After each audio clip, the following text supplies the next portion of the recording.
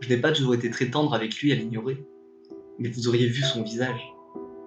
C'est sûr qu'à première vue, il n'était pas effrayant. L'archétype du mendiant. Un vieux chapeau ratatine, un long manteau à la Colombo, des bottes sales. La première fois que je l'avais aperçu de la fenêtre de mon balcon, ce n'était pour moi qu'un pauvre bougre qui faisait la manche dans la rue vide. Mais le lendemain, en sortant de chez moi pour aller au travail, j'ai compris pourquoi les rares passants l'évitaient.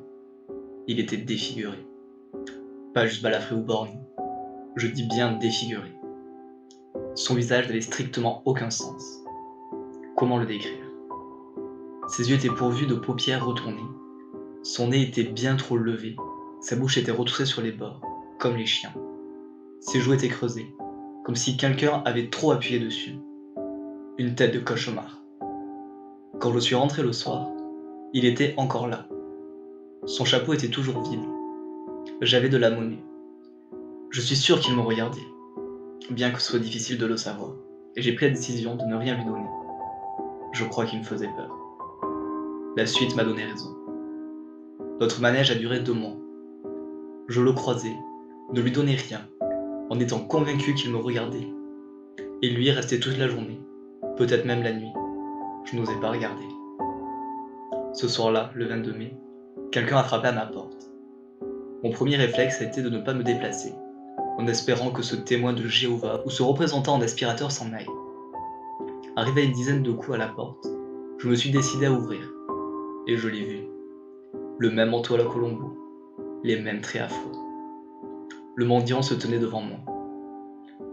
Un silence d'1 minute s'en est suivi. La rue était silencieuse. Trop peut-être. Comme si le monde s'était arrêté pour observer comment j'allais réagir. Que voulez-vous? J'avais du mal à soutenir son regard. Car là, pas de doute, il me regardait. Je n'ai pas obtenu de réponse, juste un geste. Il me tendait son chapeau retourné. Est-ce qu'il souriait? Comment aurais-je pu le savoir? J'ai fouillé mes poches, quelques pièces. Pourquoi pas après tout? J'ai pris 2 euros et je les ai lâchés avec négligence au fond de son chapeau rapiécé. J'ai éprouvé un grand soulagement à l'idée de refermer la porte. Mais quelque chose avait changé. Il n'était plus défiguré. Il avait un visage normal. Je voyais bien son sourire cette fois.